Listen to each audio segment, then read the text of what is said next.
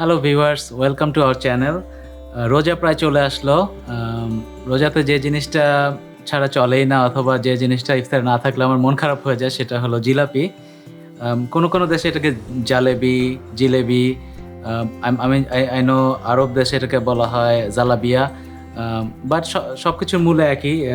এটা খেতে অনেকটা একই রকম সব দেশে। এটা অনেক প্রাচীন রেসিপি, অনেক ওল্ড একটা রেসিপি। আরব থেকে এসেছে আমাদের কালচারে। আ কেউ ময়দা দিয়ে বানায়, কেউ আটা, কেউ ছানার জিলাপি বানায়, বেসন, মাসকলাইয়ের ডাল অনেক রকমভাবেই করা পসিবল। আজকে আমরা দেখাবো সবচেয়ে সহজ ময়দার জিলাপি। আমার সাথে আছে রথি। রথি, তুমি যদি একটু বলো যে আজকে কিভাবে বানাবা বা রেসিপিটা তুমি কোত্থেকে শিখেছো? আজকে বানাবো ট্রেডিশনাল জিলাপি, যেটা আমি আমার মার থেকে শিখেছি। আমার মা এই রেসিপিটা ফাইন টিউন করছে 15-20 বছর ধরে। ফাইনালি আমাকে শিখাইছে। আর এটা প্রিটি ইজি কম্পারেটিভলি। মার একটা ফেসবুক পেজ আছে, আপনারা যারা অস্টিন রাউন্ড রক এরিয়াতে থাকেন আপনারা ভিজিট করে দেখতে পারেন, সাবিহা সুইটস। এটা আমি নিচে লিঙ্ক করে দেবো, চাইলে ভিজিট করতে পারেন। আচ্ছা, আমাদের কুকিং টাইম বেশি না। ইন প্রিপারেশন টাইম মাত্র 15 মিনিট আর কুকিং টাইম 30 মিনিট। সো আপনার যখন খেতে ইচ্ছা করবে তার 45 মিনিটসের মধ্যে আপনি গরম গরম জিলাপি পারবেন। আর এটা সম্ভব হচ্ছে শুধু এই জিনিসটার কারণে। এটা হচ্ছে ফ্রুট সল্ট, ইনো নাম একটা কোম্পানি বিক্রি করে। এটা আসলে আমি বলবো যে অনেকে হয়তো অ্যাসিডিটি রিলিফের জন্য খেয়ে থাকে। এটার কারণে আপনার ফার্মেন্টেশনটা ওই 24 ঘন্টা ফার্মেন্টেশনটা করতে হবে না। ওইটা হচ্ছে ক্লাসিক্যাল বা ট্রেডিশনাল মেথড, আর এটা হচ্ছে ইনস্ট্যান্ট মেথড। আমরা অরেঞ্জ ফ্লেভারেরটা নিয়ে নিয়েছি, প্রায় সব জায়গাতে এটা পাওয়া যায় দেশি দোকানে। আর সিম্পল একটা ফ্লো চার্ট বললে জিলাপির, এখানে আমরা ব্যাটার বানাবো ময়দার। ব্যাটারটাকে আমরা একটা বটল দিয়ে তেলে ভাজবো। স্টেপ 2, ভাজার সাথে সাথেই গরম গরম ভাজা জিলাপিটাকে আমরা চিনির শিরায় দেব।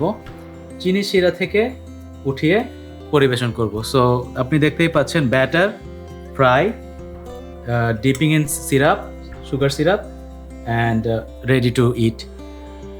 বললাম খুব সহজে, বাট আসলে অনেক সেন্সিটিভ এটা, কিন্তু কনসেপ্টটা খুব সহজ। আর ব্যাটারটা বানাতে মাত্র 5টা ইনগ্রেডিয়েন্ট, শিরাটা বানাতে 5টা ইনগ্রেডিয়েন্ট, বেশি কিছু না। আমরা এখানে দেখাচ্ছি কি কি। মেইনলি ময়দা, চিনি, তেল, পানি, একটু ঘি, এলাচ, আর এই ফ্রুট সল্ট, লেবু, সামান্য লেবুর রস লাগবে।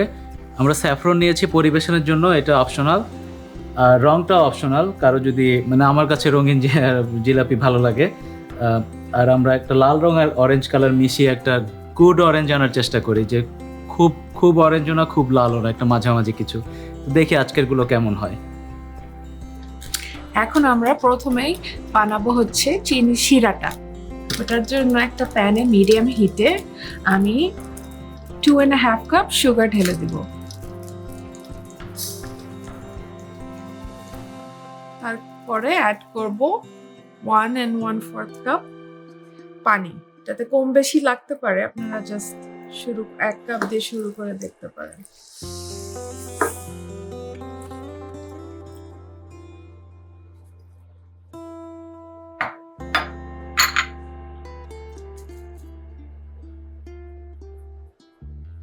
যে ভিতরে আমরা 4টা এলাচি একটু ফেটে ফেটে দিয়ে দিব।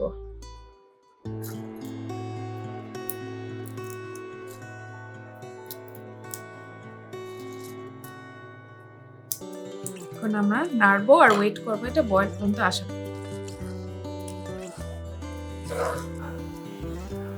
আমরা চিনি আর পানিটা নাড়তে থাকবো যতক্ষণ না মিশে যায়। মিশে যাওয়ার পর আর নাড়তে হবে না, তারপর জাস্ট আমরা ফুটা পর্যন্ত অপেক্ষা করব, বয়েল হওয়া পর্যন্ত। অলমোস্ট ফুটতে শুরু করেছে। আপনাদের চিনি, ডিফারেন্ট দোকানের চিনি বা ডিফারেন্ট কোম্পানির চিনির উপর ডিপেন্ড করে এটা টাইমটা চেঞ্জ হতে পারে, কখনো আগে ফুটবে কখনো পরে ফুটবে। ওরকম হলে আপনারা আরেকটু চিনি অ্যাড করতে পারেন। আমরা এখানে নিয়েছিলাম 2.5 কাপ সুগার, 1 কাপ ওয়াটার, তাই না? কারো যদি মনে হয় যে না 2 কাপেই হয়ে যাবে বা আপনারা যেটা ইউজ করেন তাহলে ওইটাতেই করবেন। আর এই যে দেখেন ফুটা শুরু করেছে, এখন আমরা লেবুর রসটা দিয়ে দিব। স্যাফরনও দিতে পারি। স্যাফরনটা মেইনলি হচ্ছে একটু কালার আসার জন্য আর একটু গুড স্মেল আসার জন্য। আর লেবুর রসটা হচ্ছে যেন শিরাটা পরে জমাট বেঁধে না যায়। আর অলসো এটাকে একটু স্বচ্ছ বা ট্রান্সপারেন্ট করবে শিরাটাকে, কালারটা। এখন স্যাফরনটা একটু দিয়ে দিতে পারো।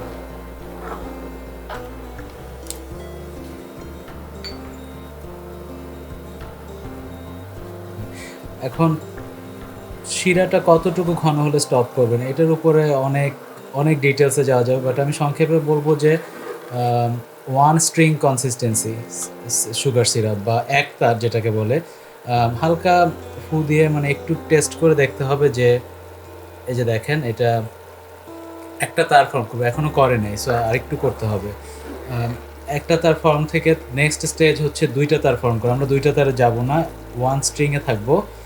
এটার আরেকটা নেম হচ্ছে সফট বল, আরও বেশি ঘন শিরা হলে হার্ড বল, এরকম অনেকগুলো স্টেজ। লাস্টের স্টেজ হচ্ছে ক্যারামেল, এবং ক্যারামেলের পরে হচ্ছে বার্ন হয়ে যাবে, এটা খাওয়া যাবে না। তো এগুলো আপনারা চাইলে অনলাইনে চার্ট দেখে নিতে পারেন। কারো যদি এভাবে ধরতে ভয় লাগে বা গরম লাগে তাহলে বরফ পানিতে হাত দিয়ে নিতে পারেন ফার্স্টে। আচ্ছা এখনও হয় না, আরেকটু হবে। আমরা ওয়েট করছি 1 স্ট্রিং কনসিস্টেন্সি বা এক তারের জন্য। এগুলো থার্মোমিটারও পাওয়া যায়, যেটাকে ক্যারামেল বা ক্যান্ডি থার্মোমিটার বলে আই থিঙ্ক। ওখানেও চার্ট দেখে দেখে আপনি বুঝতে পারবেন যে কখন স্টপ করতে হবে। জিলাপির জন্য একটা, ক্যান্ডির জন্য আরেকটা, পুডিংয়ের ক্যারামেলের জন্য আরেকটা, তাই না?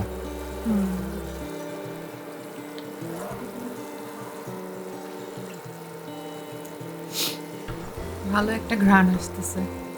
অলরেডি জাস্ট চিনি, স্যাফরন, লেবুর রস কার্ডামন আর এলাচ। আচ্ছা,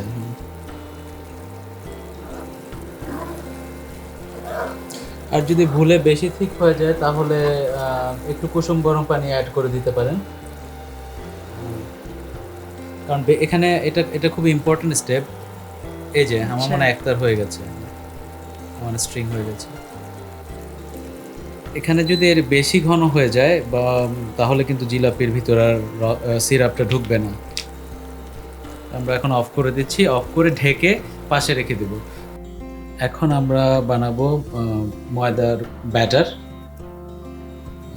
কি নিব প্রথমে আমরা স্টার্ট করব 1 কাপ অল পারপাস ফ্লাওয়ার দিয়ে। তারপরে এর ভিতরে 3/4 টিস্পুন ইনোটা দিব।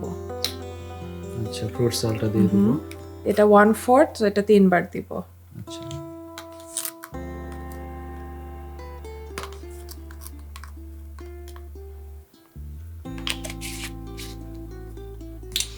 তারপরে ঘি দিব 1.5 টিস্পুন।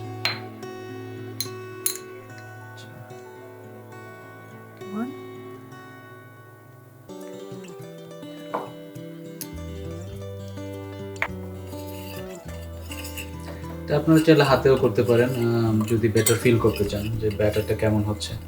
এখন আমি একটু একটু করে পানি নিব।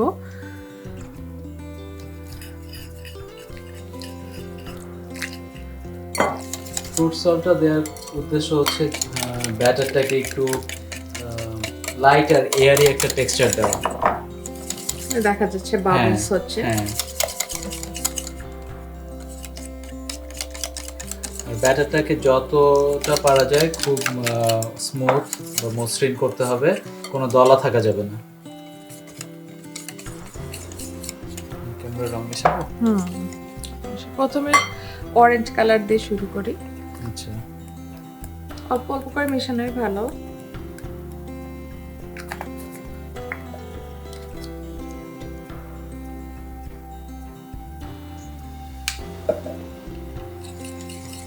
ওয়াও,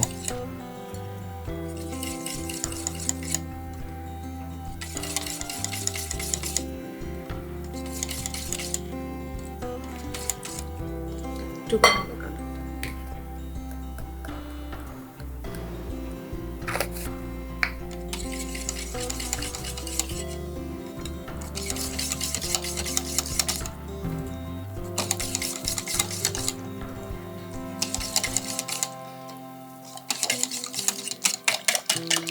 আমাদের ব্যাটারটা নাড়তে নাড়তে এমন একটা কনসিস্টেন্সি আসবে, এই যে আপনারা দেখে যদি চোখে দেখায় বুঝেন।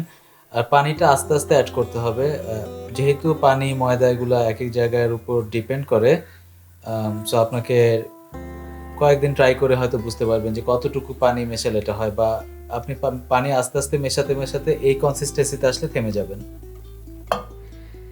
এখন আমরা তেল ঢেলে দিচ্ছি, প্যানটা একটু ছড়ানো, আর বেশি বেশি ডিপ করা যাবে না ভাজাটা, সো মেবি 1 ইঞ্চ। হ্যাঁ 1 Max. ইঞ্চ। আর তেল যথেষ্ট গরম হলেই কেবল জিলাপি ছাড়া যাবে। ছাড়ার পরে একটু কমায় দিতে হবে। ব্যাটারটাকে আমরা এরকম একটা বটলে নিয়ে নিয়েছি, আর উপরের টপটা একটু হালকা, টপটা যদি আপনার বেশি ছোট হয় একটু, এটার উপরে ডিপেন্ড করবে জিলাপিটার কতটুকু, হ্যাঁ কতটুকু মোটা হবে। এই যে আপনারা সাইজটা যদি দেখে বুঝেন, আমরা এই সাইজ করে একটু কেটে নিয়েছি। এভাবে একটু টেস্ট করে দেখতে পারেন যে তেলটা এরকম গরম হয়েছে কিনা। হ্যাঁ, I think it's ready.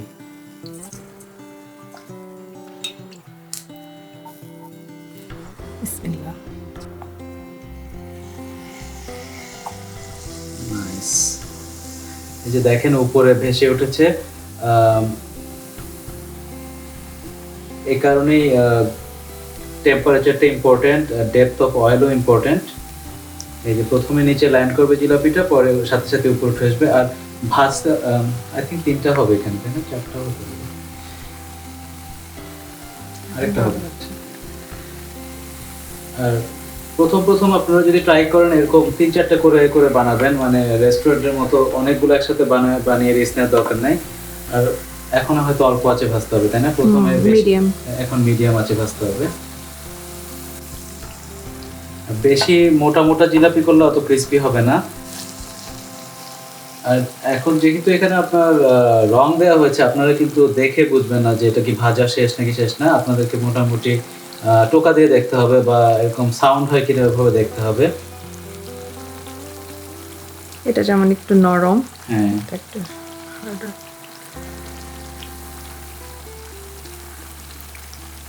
Bubble যেগুলোতে হচ্ছে সেগুলো এখনো হয়নি, আর বাবল হওয়া যেগুলোতে শেষ সেগুলা I think ready to go to syrup.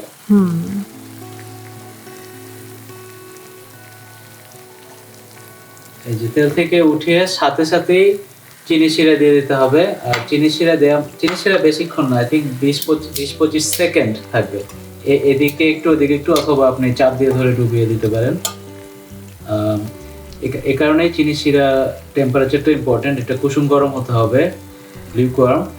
বেশি গরম হলে জিলাপিটা সফট হয়ে যাবে, আর বেশি ঠান্ডা হলে শিরাটাই ভিতরে ঢুকবে না জিলাপির। হয়ে গেল গরম গরম জিলাপি।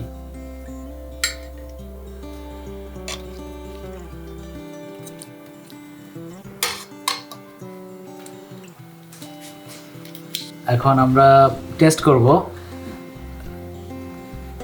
মুচমুচে ক্রিস্পি রসালো জিলাপি। এই যে দেখেন, এটা যদি আমি ভাঙি,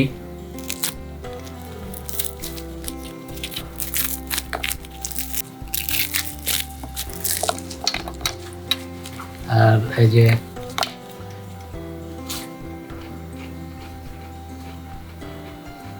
মিষ্টি পারফেক্ট, খুবই ক্রিস্পি ক্রাঞ্চি।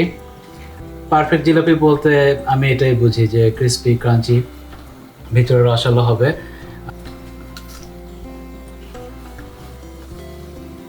আপনারা বানিয়ে দেখবেন, ময়দা ছাড়া আটা, বেসন, অন্যগুলো দিয়ে কেমন হয় ওগুলোও দেখবেন, ওগুলো ভালো লাগে কিনা। আর ছানার জিলাপিটা হয়তো একটু অন্যরকম, আরেকদিন আমরা দেখাবো এটার রেসিপি। আজকের মতো এখানেই বিদায় নিচ্ছি, ফিউচারে আবার দেখা হবে, বাই।